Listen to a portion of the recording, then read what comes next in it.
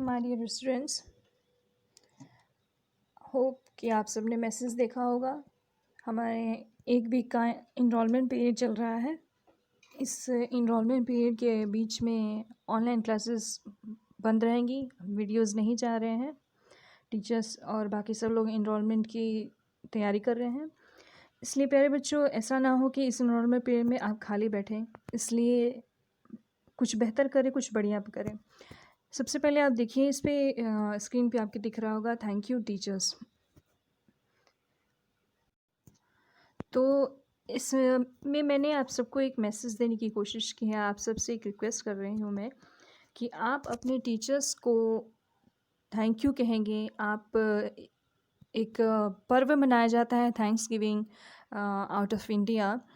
तो टीचर्स के लिए एक थैंक्स गिविंग पर्व जैसा आप मनाएंगे। मेरे प्यारे बच्चों, शिक्षक से बड़ा कोई दान नहीं होता और शिक्षक से बड़ा कोई दानी नहीं होता।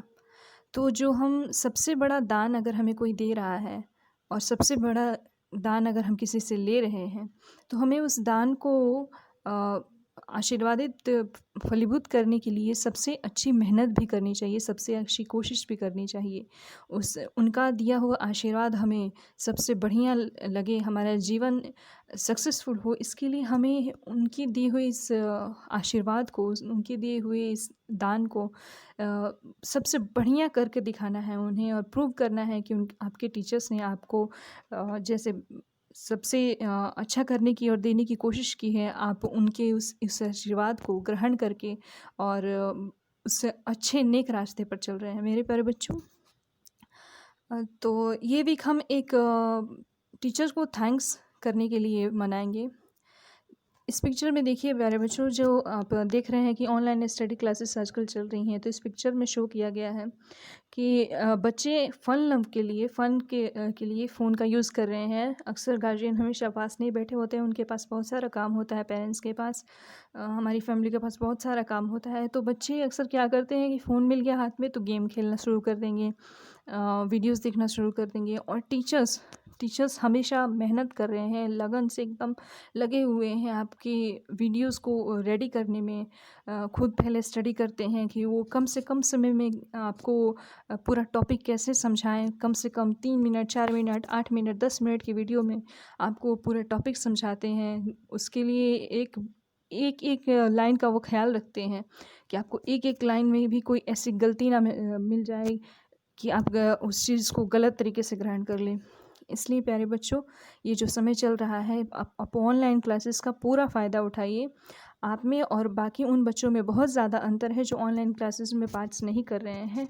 वो आपसे कहीं बेहतर नहीं है, आप बेहतर हैं उनसे इस वक्त, क्योंकि आप इस वक्त भी पढ़ाई में लगे हुए हैं। और एक बच्चे का जीवन तभी सक्सेसफुल है जब उसकी शिक्षा दीक्षा अच्छी चल रही हो, तभी कोई भी बच्चा सफल है। और देखो बच्चों, इसमें देखिए यहाँ पर लिखा हुआ है कि गुरुर् ब्रह्मा गुरुर् विष्णु गुरुर्देवो महेश्वर गुरुर् परम ब्रह्मा तस्मै श्री गुरुवे नमः।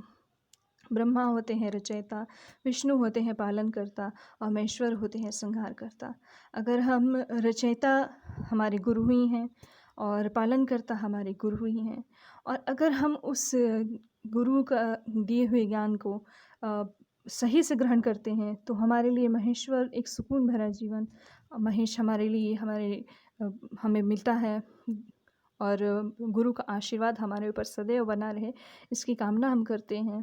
तो इस पिक्चर में जैसे आप देख रहे हैं, आप अपने असाइनमेंट को ऐसे भी शो कर सकते हैं, ऐसा कोई पिक्चर बना सकते हैं जो भी आपके दिल में अपने गुरु के लिए आए, बिना किसी एक पर्सन का नाम उसमें लिखे हुए। कि ऐसा ना हो कि आप किसी टीचर का नाम लिखने लगे उसमें, उसकी कोई ज़रूरत नहीं है, क्योंकि आपके पास एक से बढ़ के एक टीचर है। सभी शिक्षक जो हैं एक ही समान और होते हैं, और वो अपने बच्चों को भी एक ही समान देखते हैं। तो आपको अपने टीचर्स के उसमें नाम नहीं लिखने हैं असाइनमेंट में, बस अपने टीचर को थैंक यू विश करना है, थैंक्सफुल होना है उनके प्रति। ये देखिए, an amazing teachers like you is hard to find and impossible to forget. एक बढ़िया टीचर जो होता है वो कभी भुलाया नहीं जा सकता। अगर टीचर आपके जीवन में आपके जीवन को सक्सेसफुल बनाने के लिए, आपको एक बेहतर इंसान बनाने के लिए मेहनत कर रहा है, तो आप यकीन मानिए कि बड़े होने के बाद भी कभी आप उन्हें भूल नहीं पाइएगा।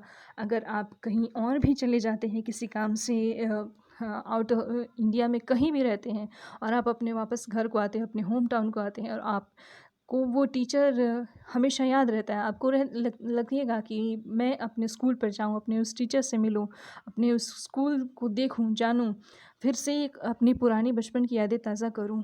एक बढ़िया शिक्षक को कभी भी नहीं भुलाया जा सकता। यहाँ देखिए, आप किसी भी क्विज़ के ज़रिए भी अपने टीचर को थैंक कर सकते हैं। Read, learn, think, create, dream, achieve. ये 5 वर्ड जो हैं, 6 वर्ड जो हैं, आपके शिक्षक आपको ये हमारे जीवन में सोर्स और बेस के जो हमारे होते हैं, वो हमारे जीवन में इसकी शुरुआत करते हैं। हमारे बेस होते हैं हमारे पेरेंट्स, और सोर्स होते हैं हमारे टीचर।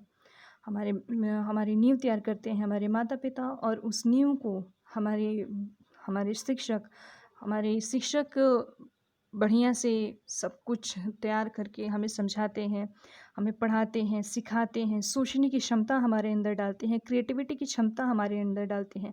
उनके दिए हुए उस पढ़ाई से, शिक्षा से, उस अच्छी सोच से जो हमारे अंदर क्रिएटिविटी आती है, वो अच्छे सपने हमें दिखाती हैं कुछ भी अचीव करने के लिए, कुछ अच्छा अचीव करने के लिए। कुछ सपने भी अंदर पालने होते हैं। तो ये सारी चीज़ें हम अपने शिक्षक से सीखते हैं, शिक्षक से जानते हैं। इसलिए आप सब बच्चे अपने टीचर्स को थैंक्स कहेंगे। इस वीक में आप ऐसा कोई असाइनमेंट, कोई ऐसे पिक्चर्स बना करके अपने स्कूल के दिए हुए नंबर पर सेंड करेंगे, जिसमें आपका स्कूल यूनिफॉर्म जो है, आप अपने स्कूल यूनिफॉर्म में ही अपने उस असाइनमेंट को सेंड करिए। तो बहुत अच्छा लगता है स्कूल यूनिफॉर्म में स्टूडेंट अगर दिख रहा है, असाइनमेंट शो कर रहा है, तो बहुत ही प्यारा लगता है वो स्टूडेंट, और वो असाइनमेंट और भी ज़्यादा सुंदर हो जाता है। अगर कोई अगर नहीं कर पा रहा है सेंड, तो उस पे आप पासपोर्ट साइज फ़ोटो चिपका दीजिए, ये भी थोड़ा बहुत चल जाता है, लेकिन स्कूल यूनिफॉर्म में सेंड करोगे तो और भी ज़्यादा अच्छा लगेगा। ओके बच्चों, उसके बाद यहाँ देखिए आप लोगों की कुछ असाइनमेंट्स हैं। तो मैं 21 जून की असाइनमेंट से शुरू करती हूँ। फर्स्ट है वर्ल्ड योगा डे, सेकंड है वर्ल्ड म्यूज़िक डे, और थर्ड है फादर्स डे। एक ही दिन ये तीनों सेलिब्रेटिंग जो है, सेलिब्रेशन हो रहे हैं। फर्स्ट हम लोग बात कर लेते हैं योगा के बारे में। योगा डे जो है उस पे मुझे कई सारे बच्चों ने बोला है कि ऑनलाइन क्लासेस में आँखों में दिक्कत हो जाती है, जो मेंटल स्ट्रेस जो है बढ़ता है। तो बच्चों, हम मानते हैं इस पे हमारा कोई ज़ोर नहीं है, हमारे पास जो बेस्ट रास्ता है हम उसी से आपको शिक्षा ज्ञान प्रदान करने की कोशिश कर रहे हैं।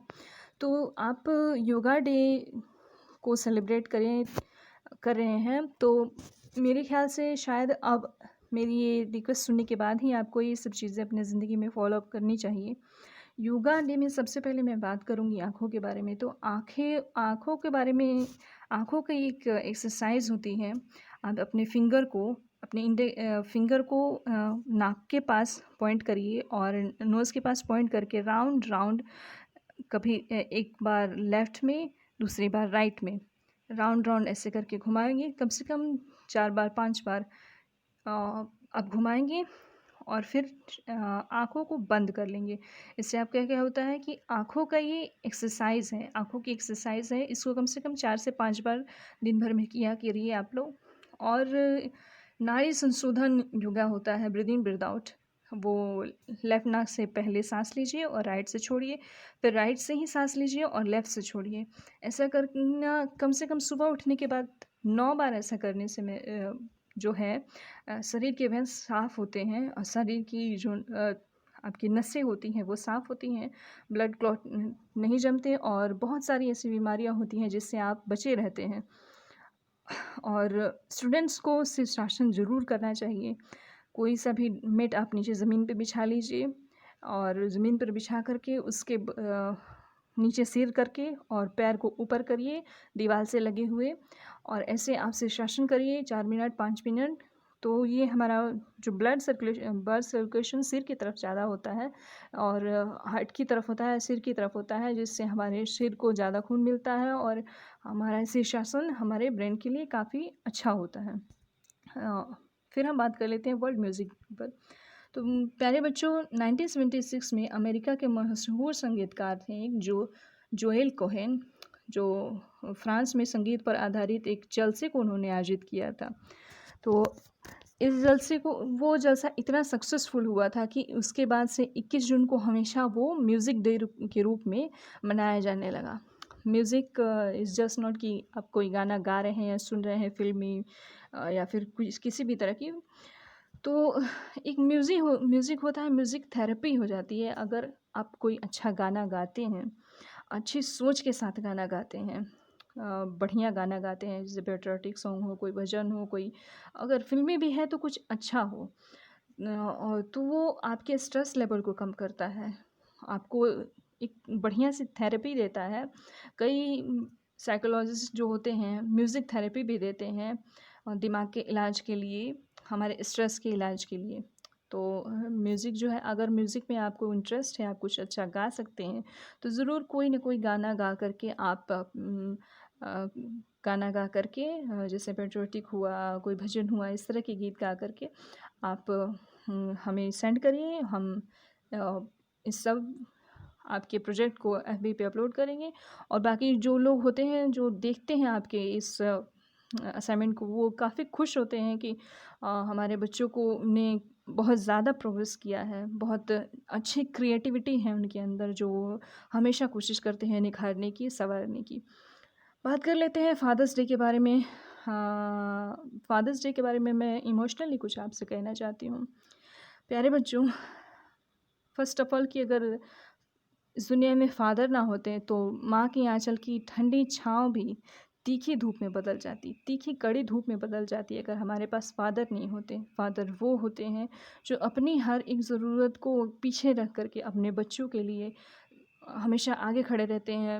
उनकी कोई ज़रूरत पूरी हो ना हो, अगर वो कुछ चाहते हैं तो ऐसा नहीं कि आज चाहा और कल ले लिया। बहुत टाइम सोचने के बाद, आपके लिए सब कुछ करने के बाद वो अपने लिए सोचते हैं।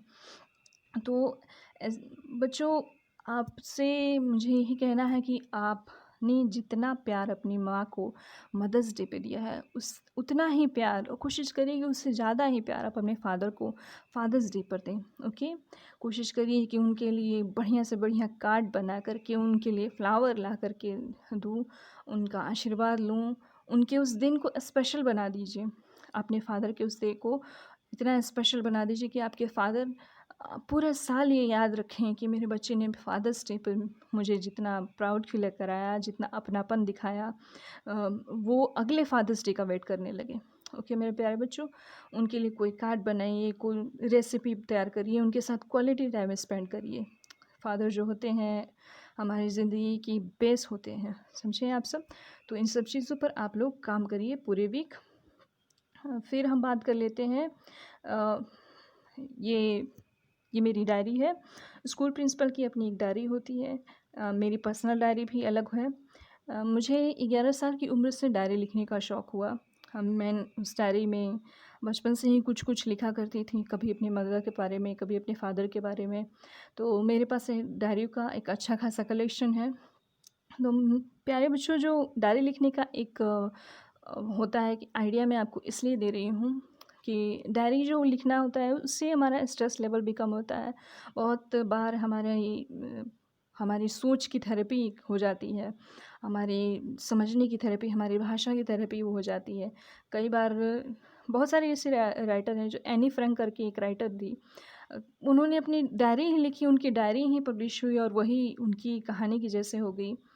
तो आपको ये 10th के सिलेबस में पढ़ना है। बच्चों, डायरी लिखना एक बहुत ही गुड हैबिट के लिए जाना जाता है। आप सब आप सबके पास अपनी एक डायरी होनी चाहिए, आप सबका एक रूटीन होना चाहिए, जो उसमें आप लोग अपने कुछ भी ऐसे अपने माँ माँ के बारे में अच्छा लिखिए, पापा के बारे में अच्छा लिखिए, भाई-बहन के बारे में, दोस्तों के बारे में, अपने स्कूल के बारे में, अपने टीचर के बारे में, आपको जिसके बारे में जो भी अच्छा लगता है, वो लिखा करिए। एक चीज़ उसमें हमेशा पॉइंट रखिएगा कि कभी किसी के बारे में नेगेटिव नहीं लिखा करिएगा।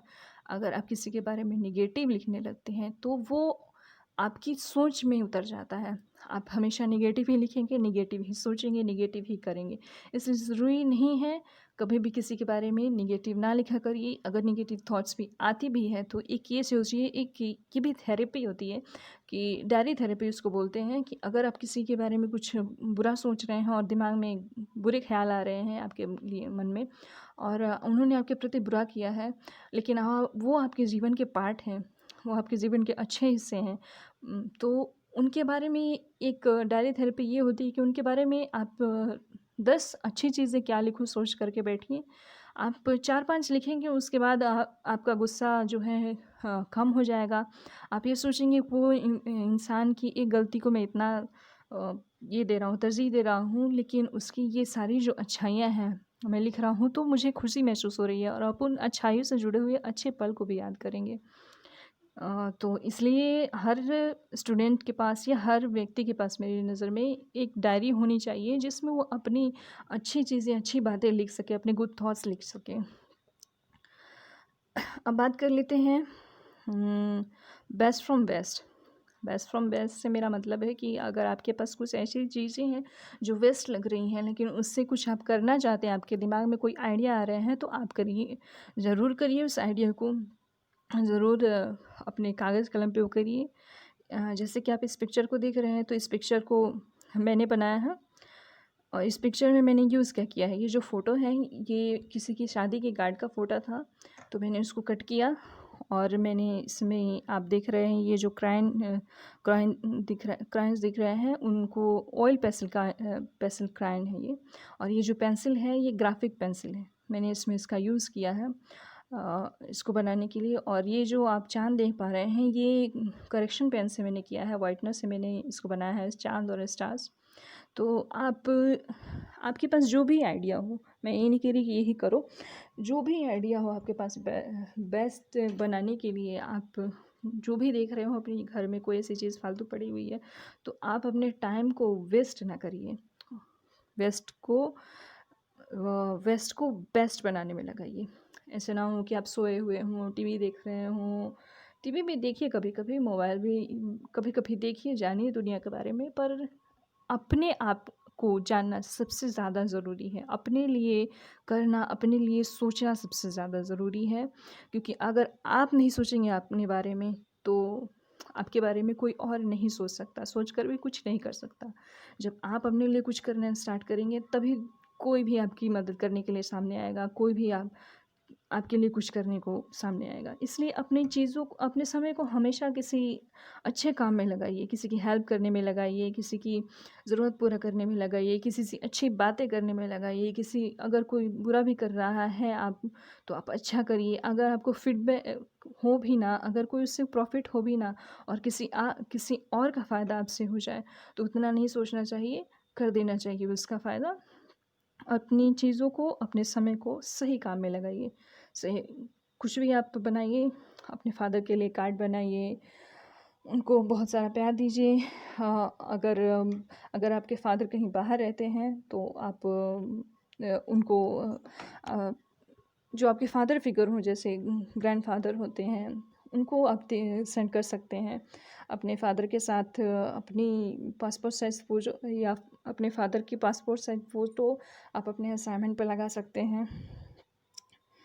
तो मेरी ढेर सारी ब्लेसिंग्स आप सबके साथ। आप इन सारे प्रोजेक्ट को पूरा करिए। कोई मदद की ज़रूरत हो तो आप स्कूल के दिए हुए नंबर पे कॉल करिए। Okay, lots of blessing.